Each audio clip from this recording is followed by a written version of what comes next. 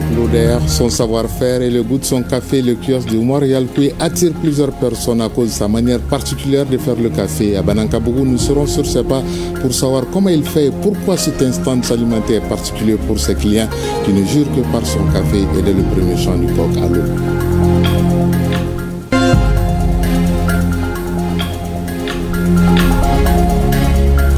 Après avoir dominé le Sénégal hier en demi-finale de l'Afro-Basket Senior Homme Angola 2025, ce dimanche, c'est jour de finale pour les ex-basketteurs face à l'Angola. Retour sur la demi-finale historique qui envoie le Mali pour la première fois de son histoire en finale. Sortez vos drapeaux, tout le monde derrière les ex-basketteurs, messieurs.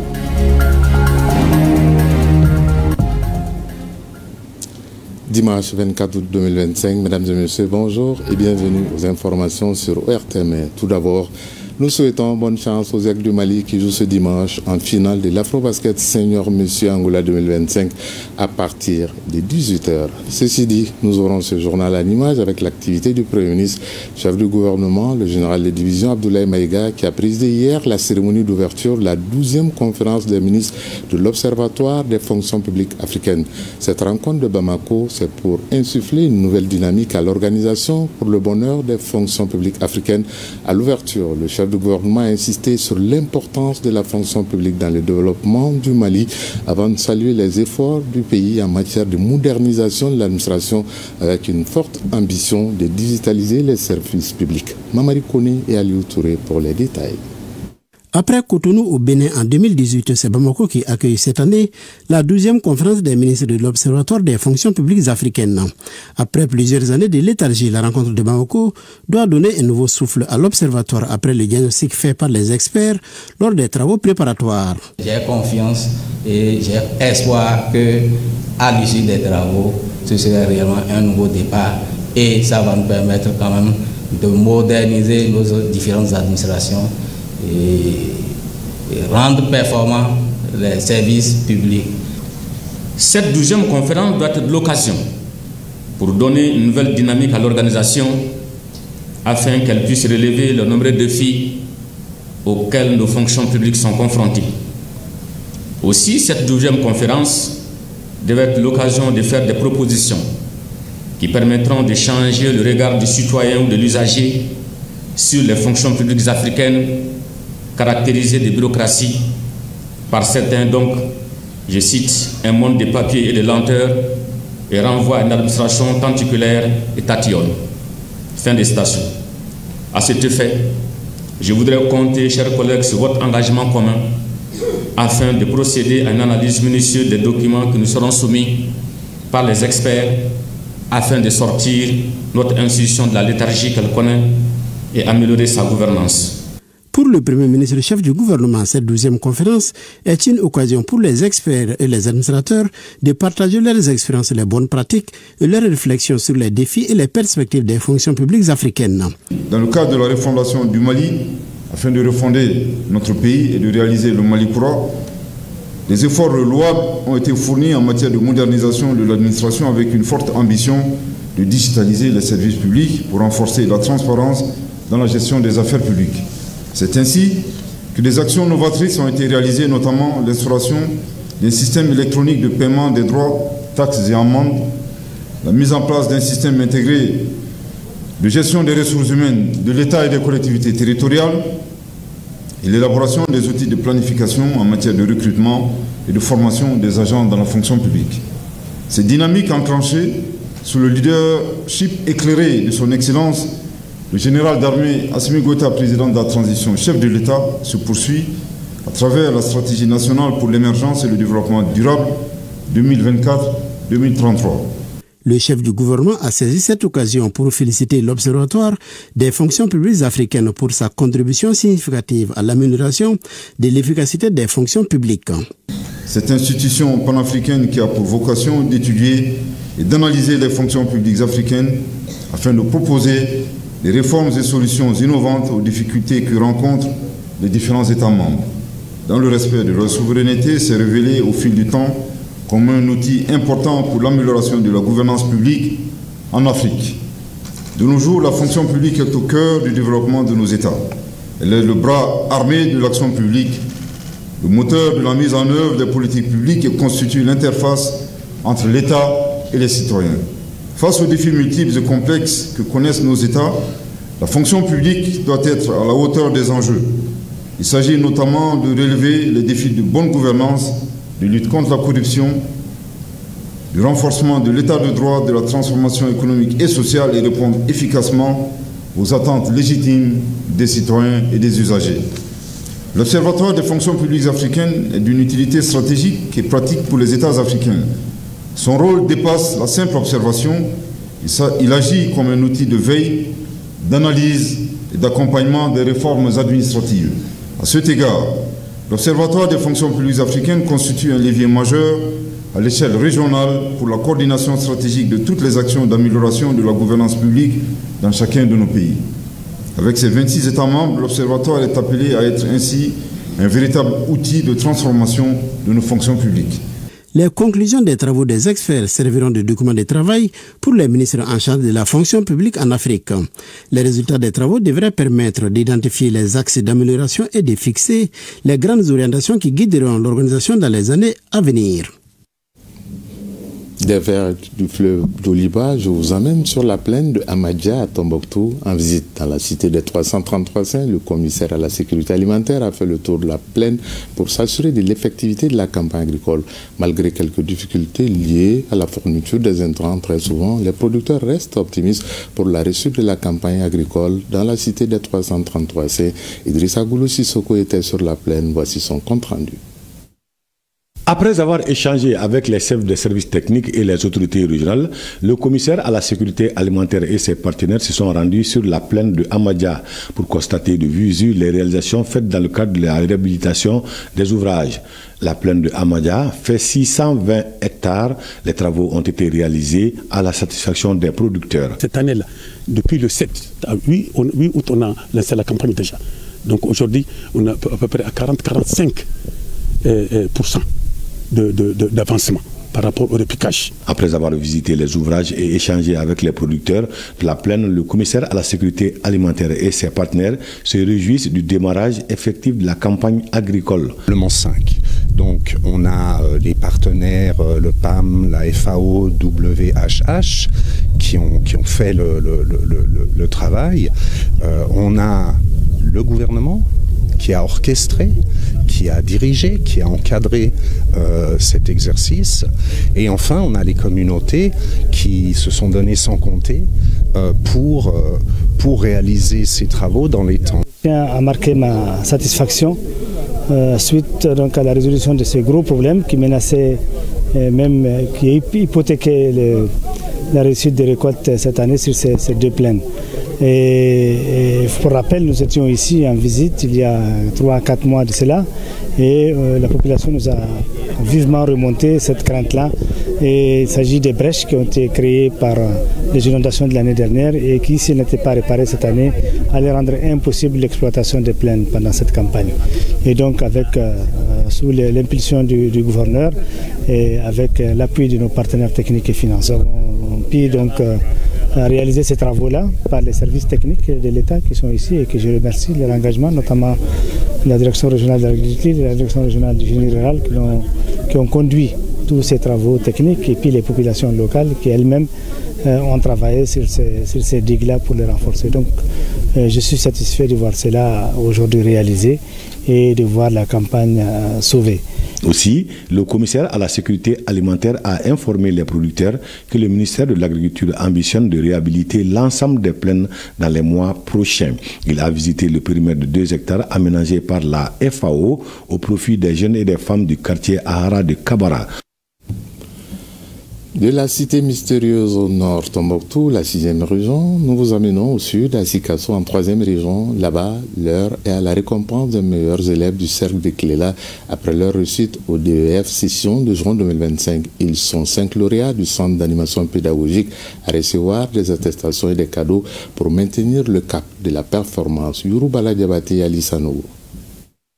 À la lumière des résultats obtenus au titre de l'année scolaire 2024-2025, 78,47%, le taux de réussite aux examens du DF de cette année, le Cap de Kéléla enregistre un progrès malgré les défis. C'est pour récompenser les élèves les plus méritants Une rencontre d'analyse des résultats du DF est organisée par le Centre d'animation pédagogique de Cléla dans le cercle de Sikasso. Auparavant, on se limitait seulement à l'analyse du DF. Nous avons vu que ce n'est pas seulement le DF, il faut voir au niveau du premier cycle. Nous sommes confrontés vraiment d'abord aux moyens roulants pour effectuer le suivi pédagogiques. Et à ça, nous sommes confrontés également aux problèmes d'enseignants. Les échanges au cours de cette rencontre ont permis de dégager des pistes de solutions. Il s'agit du renforcement du partenariat avec les collectivités territoriales et les services techniques, à la sensibilisation accrue des parents, sans oublier la nécessité d'une meilleure répartition des ressources humaines et matérielles. Et l'école appartient aux collectivités. Donc pour cela, nous incitons en tout cas les collectivités à nous soutenir la population, soutenir les élèves, soutenir les parents. C'est vrai que nous sommes dans une période d'insécurité où, en tout cas, le cercle de Cléla est effectivement touché par la sécurité, mais que cela détienne, on doit s'y mettre pour vraiment instruire nos enfants. C'est le lieu de remercier l'ensemble des partenaires de l'école pour les résultats obtenus de cette année.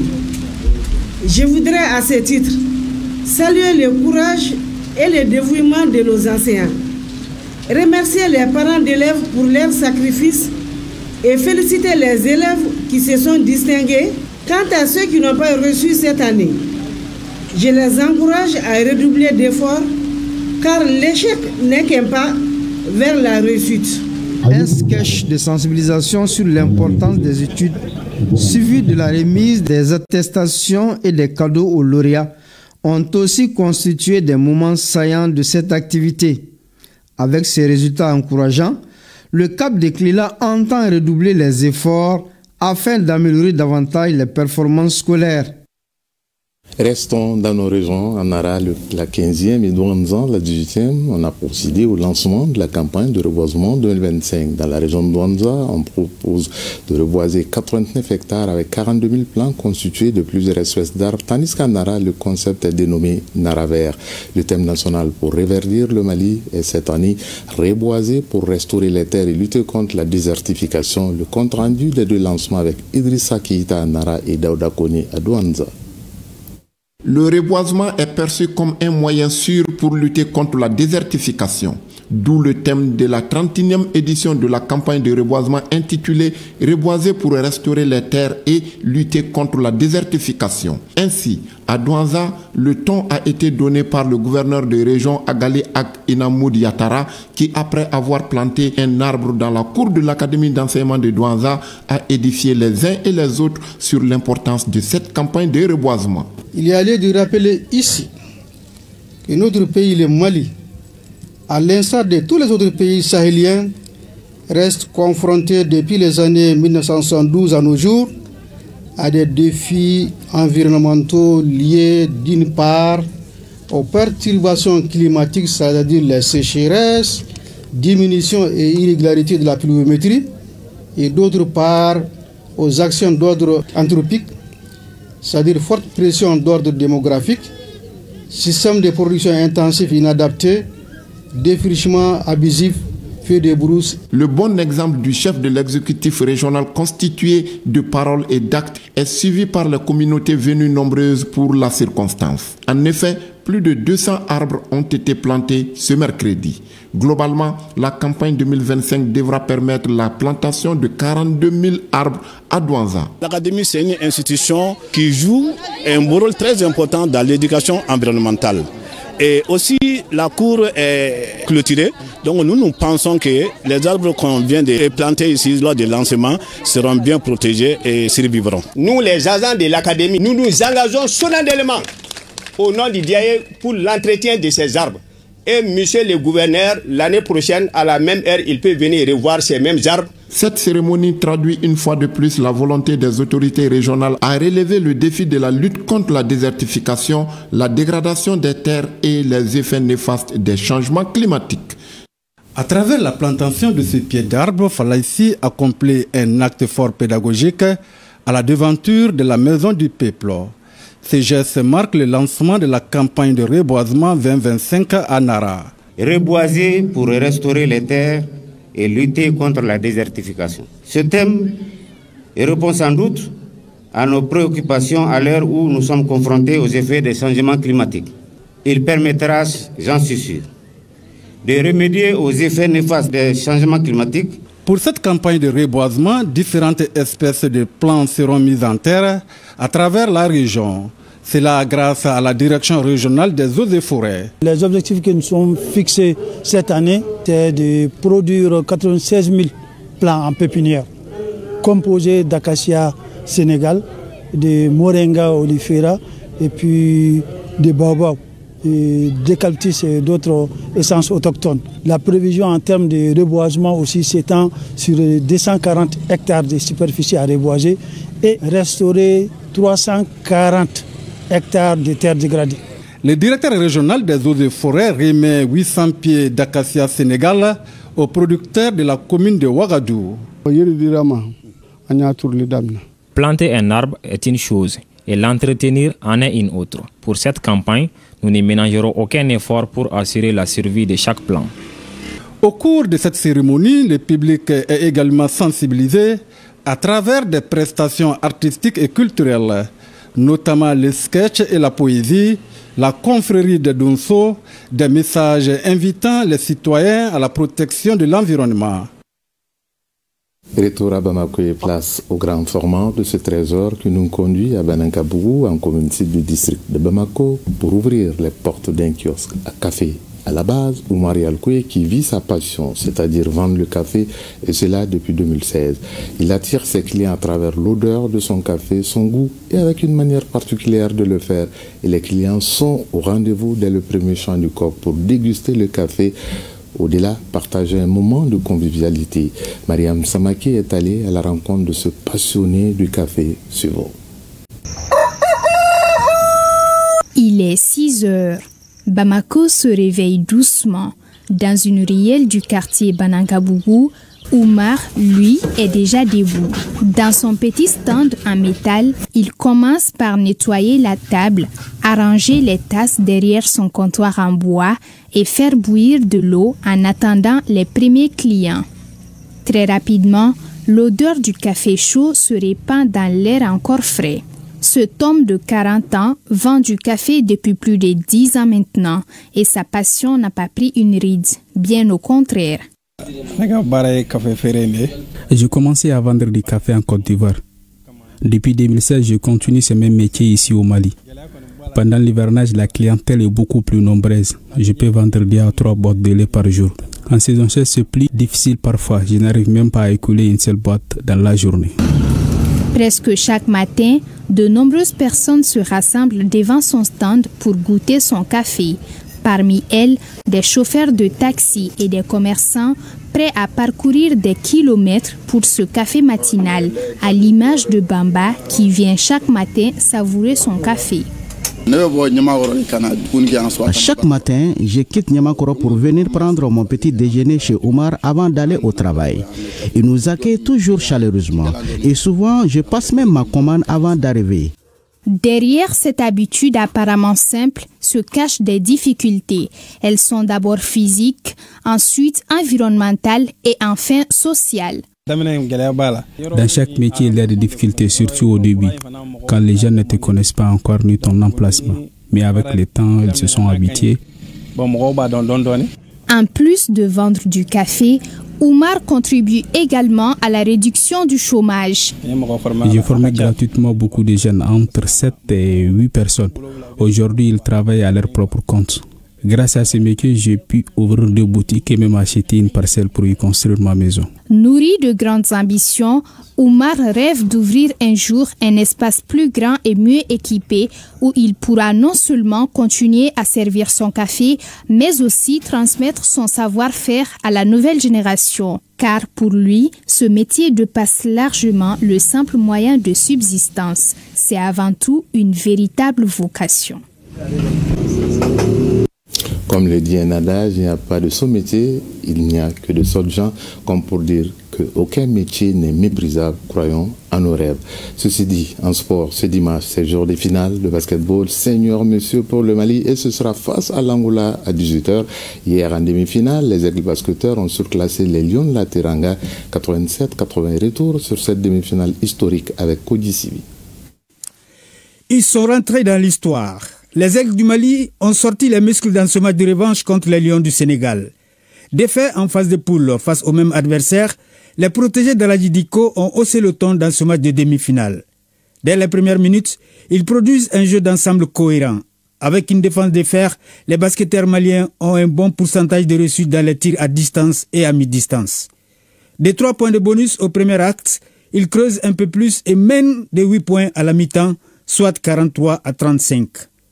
Troisième quart, le maître mot est la concentration et les nôtres sont toujours souverains dans la peinture. Les intérieurs dictent leur loi dans une défense des zones sénégalaises résignée. Les Lions ont beau vouloir revenir, ils tombaient sur des joueurs de caractère.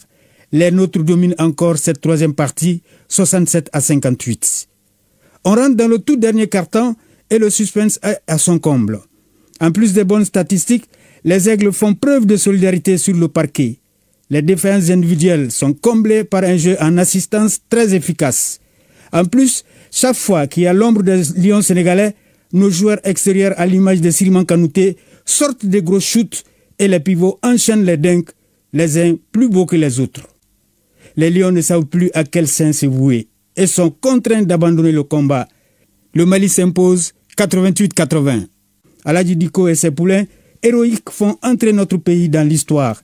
Ils disputeront une finale ce dimanche et auront toutes leurs chances de pouvoir monter sur le toit de l'Afrique. Alors pour aider ces Aigles basketteurs à monter sur le toit de l'Afrique, tout le monde en mode vert, jaune, rouge pour supporter, soutenir les Aigles basketteurs. C'est à partir de 18h à ceux sur le réseau ORTM. Pour le journal du soir, vous serez en compagnie de Awadit Kamara. D'ici là, prenez soin de vous. Bel après-midi à toutes et à tous. Chacun de nous ne peut être une étoile, mais tâchons de briller pour éclairer là où nous sommes. Tout le plaisir a été pour nous de vous servir. Au revoir et à très bientôt. Bonne chance aux Aigles basketteurs.